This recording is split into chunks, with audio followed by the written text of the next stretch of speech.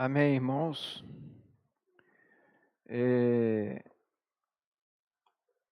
Nós vamos dar prosseguimento à visão que nós tivemos essa semana. Nós estamos concluindo esse alimento diário. A vinda do Senhor está às portas. E a quarta semana, do mesmo título, E nós vamos procurar dar uma visão geral sobre essa questão da vinda do Senhor. Vamos tocar em alguns pontos práticos, em alguns pontos gerais. Primeira coisa, nós temos que ter uma visão clara de quem está se referindo, que povo está se referindo quando está falando tanto no livro de Apocalipse, como nos evangelhos, nas cartas. Eu gostaria que a gente abrisse na primeira carta de Paulo aos Coríntios, 10, 32. 1 Coríntios, 10, 32.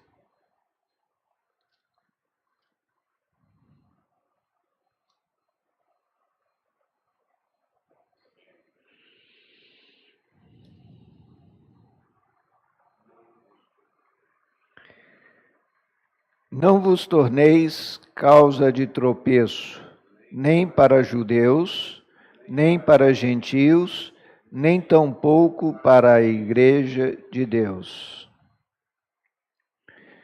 Então, quem está falando aqui é o apóstolo Paulo. Ele falou que nós não podemos ser causa de tropeço. Não vos torneis causa de tropeço, nem para judeus, nem para gentios, e nem tampouco para a igreja de Deus.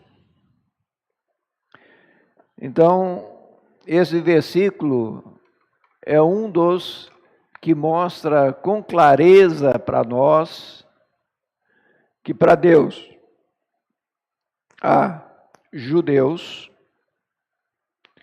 gentios e igreja de Deus. Agora, judeus têm sinônimos. Quais são os sinônimos? Israelitas, Israel.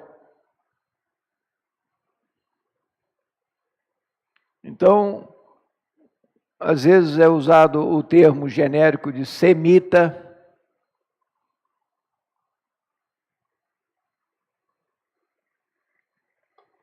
E gentios? Gentios nações. Pode também ser chamado dos filhos de Adão, ou os filhos de Noé. Refere-se às nações que vieram a partir dos filhos de Adão ou os filhos de Noé. E a igreja de Deus, nós simplesmente falar a igreja, a noiva do Cordeiro, o corpo de Cristo, refere-se à igreja. Então, se nós aprendermos a identificarmos esses três grupos distintos, nós vamos deixar de incorrer a uma série de erros. Ponto básico: saber quem é quem. Deus deu uma comissão a Adão. Só que, infelizmente, os filhos de Adão falharam. Mas nós vemos que Deus achou um filho de Adão, chamado Noa, ou Noé. E Noé achou graça diante de Deus. E ele e sua família foram salvos das águas do dilúvio. Enquanto todos os outros estavam ali debochando dele, construindo uma grande arca em meio a um lugar seco, a família de Noé estava ali empenhada em um grande projeto: construir uma arca no seco. Quem são os filhos de Noé? Sem, Cã e Jafé. Então, nós vimos que depois de muito tempo de pregação de Noé, chegou o dia certo, Deus então fechou a porta da arca. E ali foram salvos não só a família de Noé,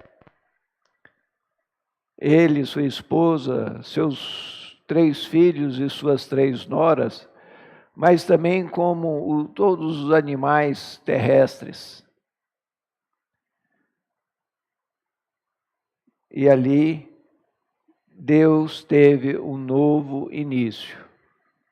Se nós pegarmos o livro de Gênesis e compararmos as ordens que Deus dá no Jardim do Éden, para o homem exercer domínio sobre a terra, e pegar no mesmo livro de Gênesis a saída da arca, nós vamos ver que o comissionamento que ele deu a Adão foram os mesmos dados a Noé.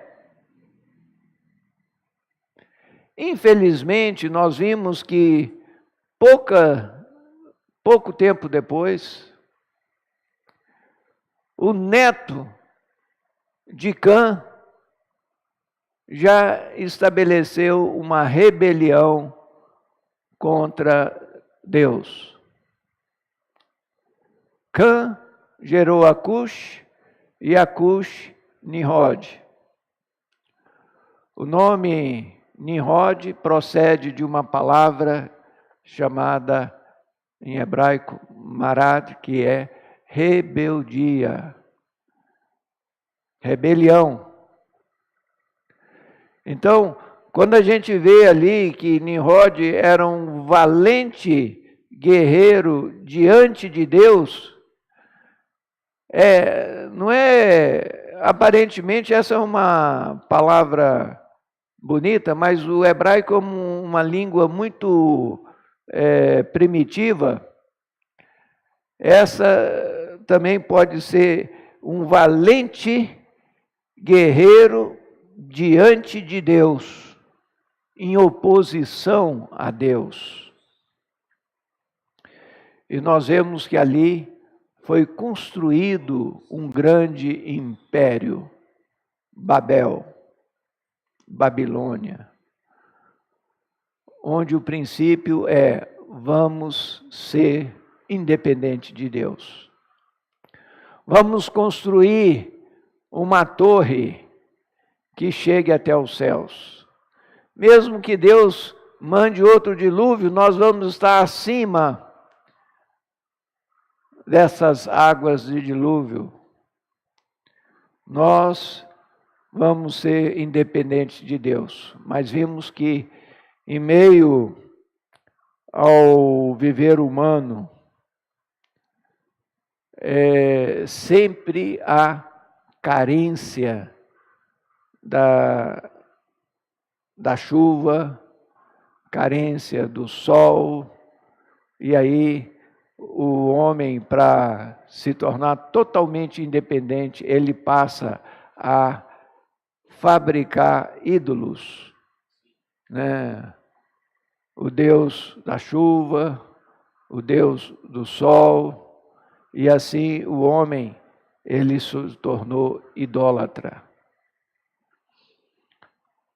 E nós vemos que Deus, então, chama uma família, chama Abraão.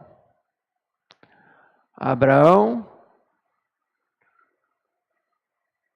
ele era da linhagem de Sem. E ele nasceu em Ur dos Caldeus. Ali também reinava a idolatria. O livro de Josué fala que o pai de Abraão também era idólatra.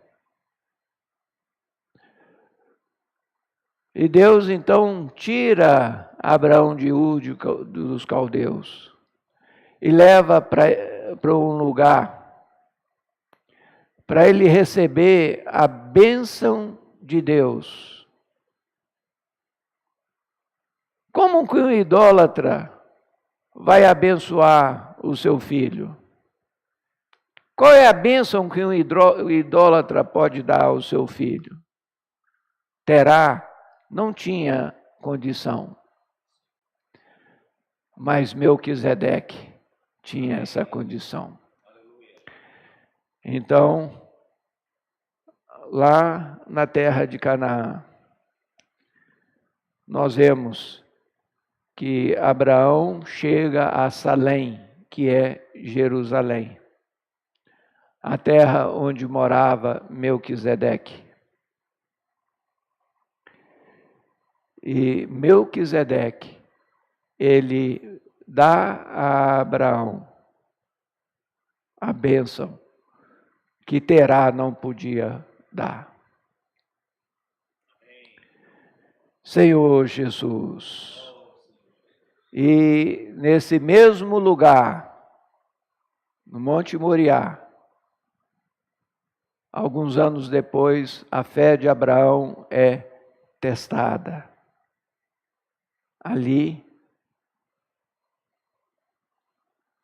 ele teve que abrir mão do seu filho. Deus ordenou que ele sacrificasse o seu filho.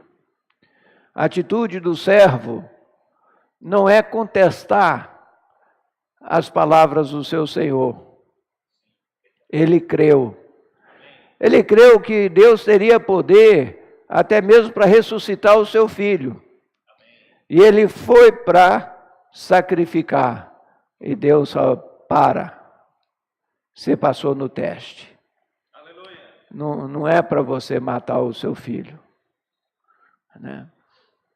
Irmãos, esse lugar, Jerusalém, se tornou um lugar importante para a história do povo de Deus. Aí nós vemos o segundo povo. Nós vemos que o apóstolo Paulo falou em 1 Coríntios 10, 32, para nós não sermos pedra de tropeço, nem para os gentios, nem para os judeus, tampouco para a igreja de Deus. Então aí nós estamos vendo os filhos de Adão, as nações, e vimos também os filhos de Israel, ou seja, os filhos de Abraão, os israelitas.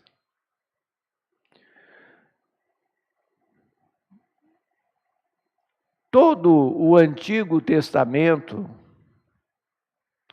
ele é direcionado ao povo de Israel. Tanto é que ele é quase todo escrito em hebraico. que era a língua que os israelitas falavam. Você pode falar, tem uns 10 capítulos lá que foi escrito em aramaico. Por quê? Por que que a gente chega lá no livro de Daniel e tem lá alguns capítulos escritos em aramaico? Porque o aramaico era a língua universal do Oriente Médio antigo, semelhante ao hebraico. Era uma língua também do tronco semítico. E essa língua era a língua que o rei Nabucodonosor falava. Então, quando ele foi dar um testemunho às nações, olha só, Israel, nações, ele fala em aramaico.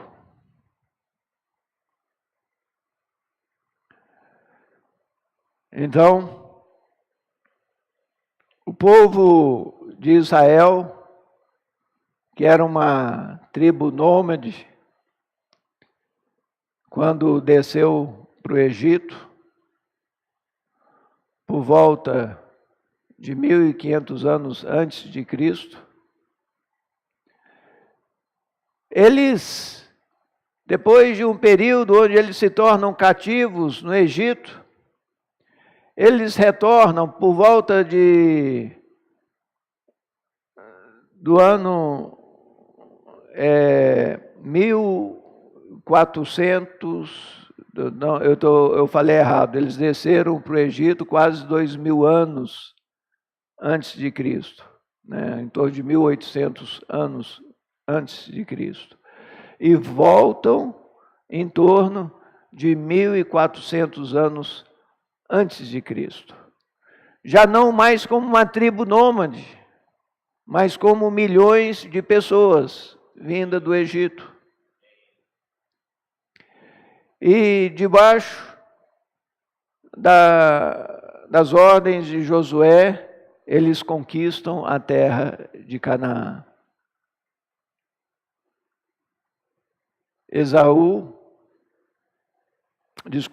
Saul foi o primeiro rei, seguido pelo rei Davi. Davi, ele foi o primeiro israelita a conquistar Jerusalém. Jerusalém se torna a possessão de Davi. E ao conquistar Jerusalém, o rei Davi se torna o rei de Salém e um rei segundo a ordem de Melquisedeque. Por isso, Saul não poderia, como rei, sacrificar. Mas Davi pôde. Deus mudou de ideia? Não. Davi se tornou o rei de Salém, da mesma ordem de Melquisedeque. Ele não teria esse direito se nós fôssemos olhar simplesmente que ele era um descendente da tribo de Judá. Ele não era levita,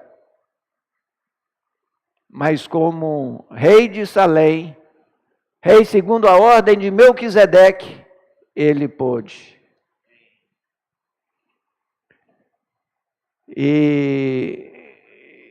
E quando nós chegamos em Jesus, ele entra em Jerusalém como rei, filho de Davi.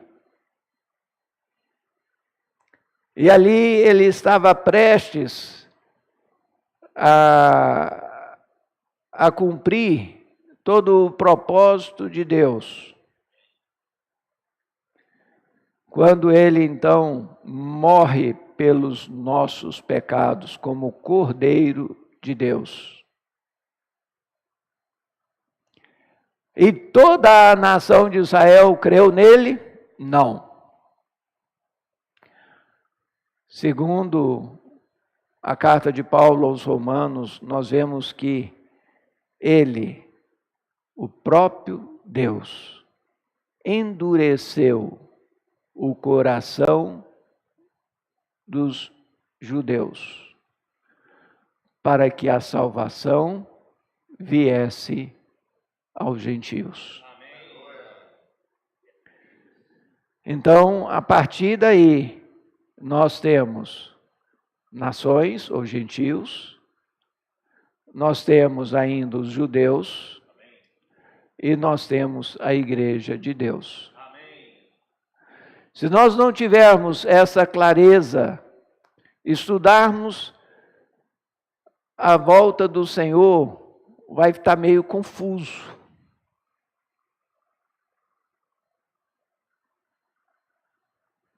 Sabia que para que se cumpra as palavras do Senhor, tem que cumprir detalhes diferentes, por exemplo, para as nações. Sabia que no final dos tempos, todas as nações se voltarão contra Jerusalém. Está escrito em Zacarias. No final dos tempos, todas as nações se voltarão contra Jerusalém. A Bíblia fala que Jerusalém se tornou a capital de Israel desde Davi, 1000 anos antes de Cristo. Mas hoje você vai na ONU, você não acha que a capital lá para eles, a capital de Israel é Tel Aviv.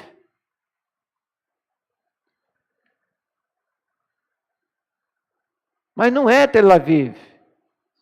Segundo a Bíblia, é Jerusalém.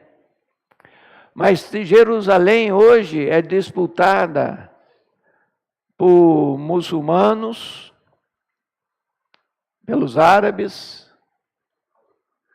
é disputada por cristãos e israelitas. Então nós precisamos estar claros desses detalhes.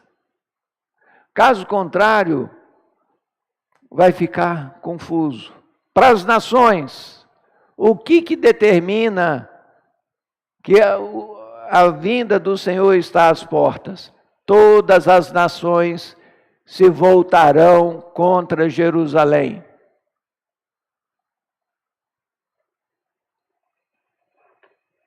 E quanto à igreja? Olha só, vamos abrir em Mateus.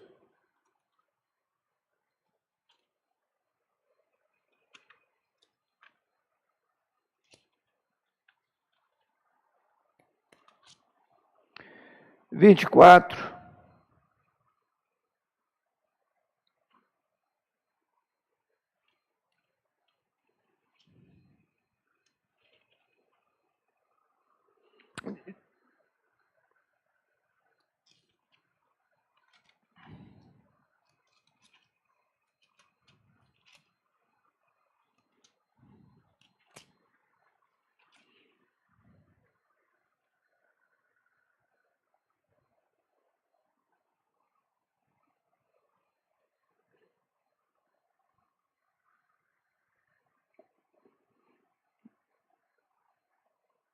Desculpe, deu um branco aqui.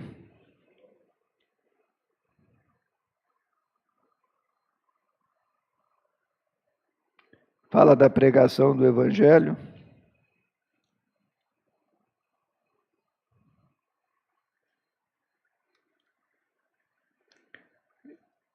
E será pregado.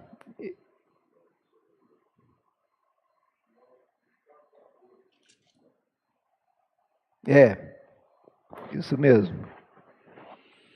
24:14. E será pregado esse evangelho do reino por todo o mundo, para testemunho a todas as nações. Então virá o fim. Irmãos, isso é o que o Senhor espera da igreja, que nós preguemos este evangelho. Aqui não diz apenas o evangelho da graça, não, é o evangelho do reino, do senhorio de Cristo. E quanto a Israel?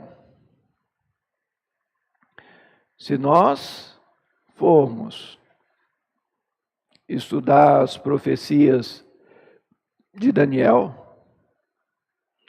nós vamos ver que conforme Daniel capítulo 9, os judeus rejeitaram o Messias, o relógio de Israel parou de ser contado. Ele travou. Das 70 semanas, ou das 77 determinados sobre o povo de Israel, falta uma semana de anos. Ou seja, ainda faltam 7 anos a serem contados. E na metade desses 7 anos, vai acontecer uma série de coisas. E a segunda metade vai ser chamado de a grande tribulação. E essa grande tribulação, ela é mencionada como um período de 2 tempos, 1 tempo e metade de 1 tempo. Ou 42 meses. Você divide 42 por 12, vai dar 3 anos e meio. Ou 1.260 dias. Agora, o que vai acontecer nesse período? Segundo Daniel, mas também o próprio Senhor usa a profecia de Daniel 9, em Mateus 24. Ele fala o abominável da desolação, ou seja, o anticristo, a manifestação do anticristo será nesse período. Agora, para que seja manifestado o anticristo, a necessidade que volte um cenário próprio de Jerusalém.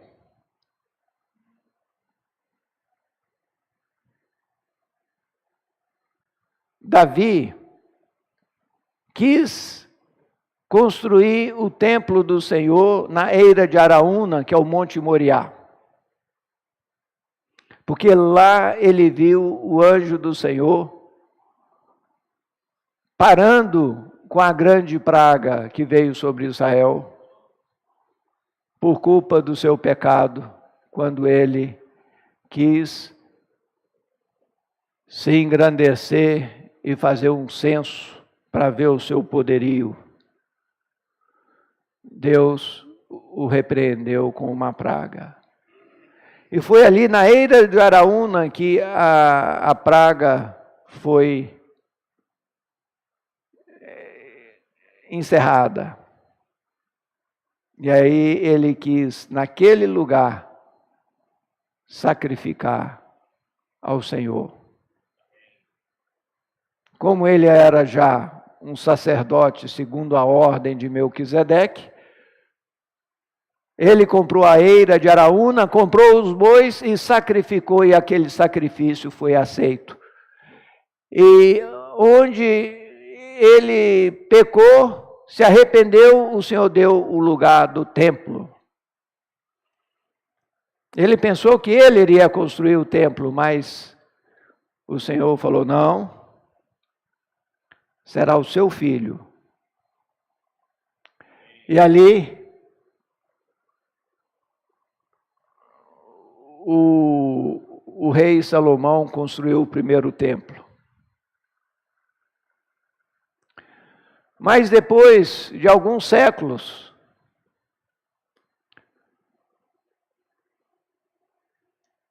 o Senhor se desagradou, porque a idolatria entrou em Israel. Em um só dia, os judeus perderam a terra prometida, perderam o templo do Senhor e perderam o trono de Davi. O que sobrou? A Bíblia.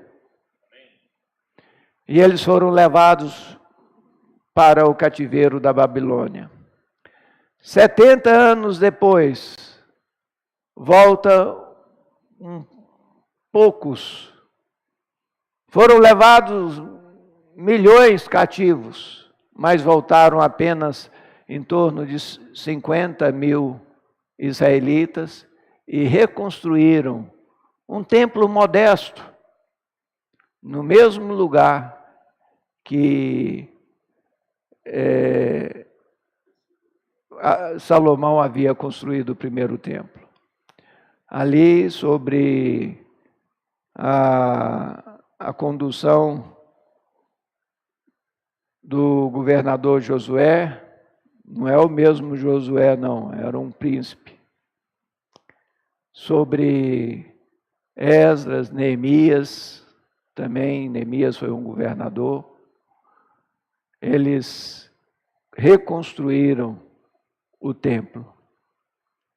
Esse templo, depois, no ano 167 a.C., foi profanado pelo rei grego Antíoco Epífanes.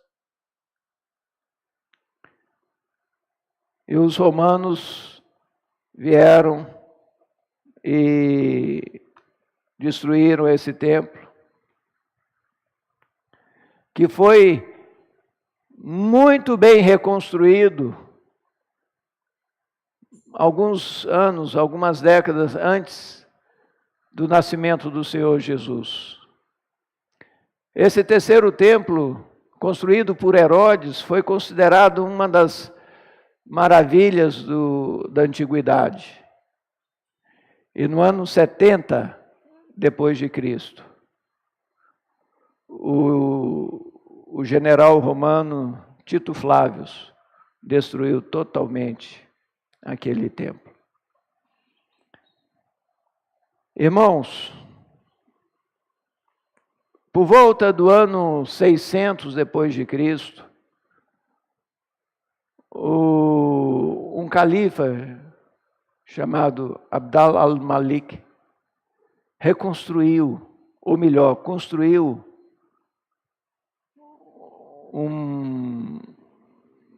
uma grande mesquita, que eles falam Memorial da Rocha, e do lado a mesquita de El-Aqsa. E hoje,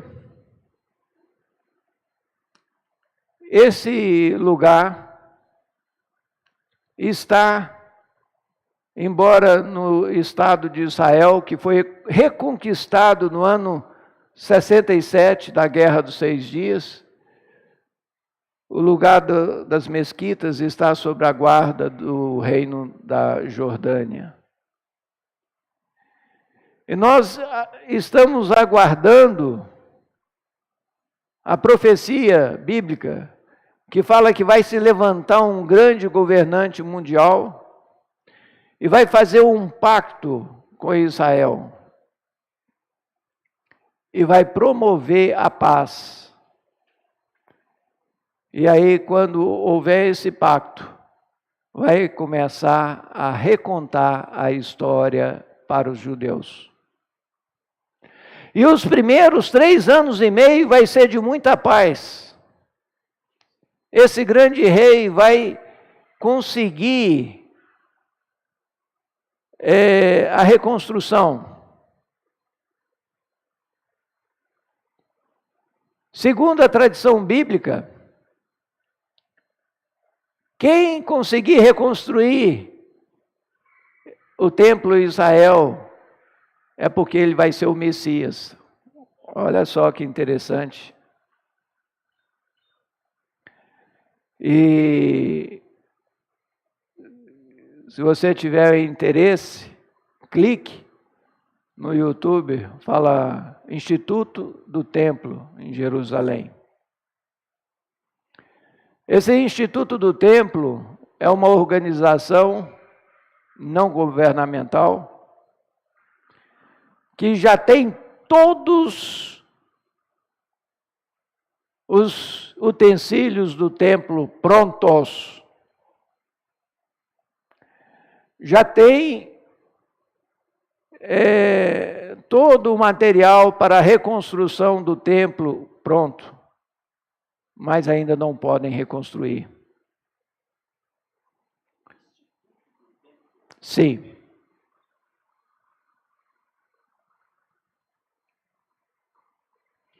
Interessante, há uma tradução judaica que fala que o lugar onde foi construído o Domo da Rocha, por Abdallah al-Malik, não é o lugar do templo. Que os judeus, na época, propositadamente, indicaram o lugar errado para ele. Ou seja, e há um grande pátio em redor das 2 mesquitas. Então haveria o lugar para reconstruir o terceiro, seria o 4º templo, do lado do Memorial da Rocha. Ou há outras tradições falando que vai haver um terremoto que vai destruir aquela mesquita e o Memorial da Rocha, do Domo da Rocha. Não importa, mas na hora que você ouvir falar que o 4º templo está sendo construído, saiba que os dias estão muito próximos.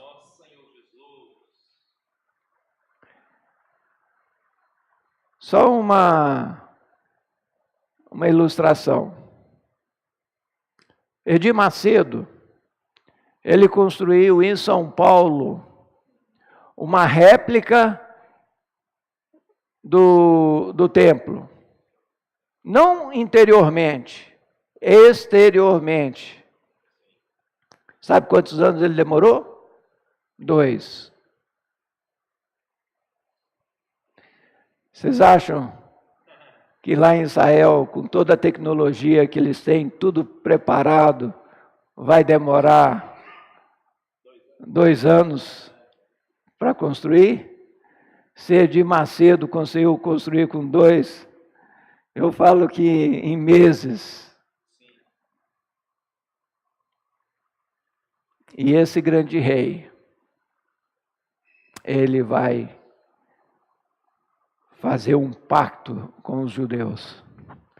Só que fala que quando passar 3 anos e meio,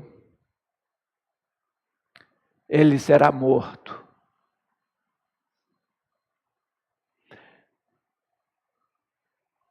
E todas as nações vão se lamentar, porque ele, aquele grande rei que promoveu a paz, morreu, foi assassinado. E a palavra fala que o Senhor vai permitir que abra-se a porta do abismo e o Espírito vindo do abismo vai entrar no corpo desse grande rei. Uma possessão demoníaca. Mas o que eles vão falar? É uma ressurreição. Eles vão falar, vocês falam que houve uma ressurreição, eis a verdadeira ressurreição. Agora, se você não tiver conhecimento dessas profecias, se você não tiver conhecimento de Daniel, capítulo 9, e Mateus 24, você vai falar, realmente é. Nós precisamos estar claros disso. E eu não pretendo estar aqui. Se nós formos ver segunda de Paulo aos Tessalonicenses, capítulo 2, vai falar sobre o arrebatamento. Nós cremos que os vencedores serão arrebatados justamente no início desse período, o segundo período dos 3 anos e meio. E quem ficar aqui vai sofrer muito. Por quê? Porque esse verdadeiro anticristo, porque aí ele vai se manifestar como o anticristo. Até então era um rei pacífico. Ele não tinha mostrado quem realmente ele viria a ser. Mas com esse espírito maligno vindo do quinto dos infernos, ele vai ser contra tudo o que é de Deus. Ele vai perseguir tanto aos cristãos que ficarem nessa terra, quanto aos judeus. E no final desse período de 3 anos e meio, a segunda metade, é que o Senhor virá em grande glória. Não mais montado no jumentinho, mas como o grande juiz de toda a terra. Então nós temos que considerar, né, toda essa visão. Os irmãos puderam entrar em detalhes. Eu estou falando de uma maneira geral, para que nós possamos ter uma visão do todo. Espero que essas palavras tenham ajudado vocês. E eu tenho certeza que surgiu alguma dúvida. Então, nós vamos poder depois, na comunhão, poder procurar esclarecer essas dúvidas. Mas, no final, quando o Senhor vier nesse reino de glória, vai acontecer que o reino de Deus vai ser definitivamente estabelecido nessa terra. E vai ser inaugurado as bodas do Cordeiro, que profeticamente vai durar um dia só, 1000 anos. Um dia para Deus é como 1000 anos como um dia. E vai poder participar nas bodas do Cordeiro, os vencedores das nações, os vencedores de Israel e os vencedores da igreja. Que eu quero estar entre os vencedores da igreja, né? Que possa ser o coração de cada um de nós.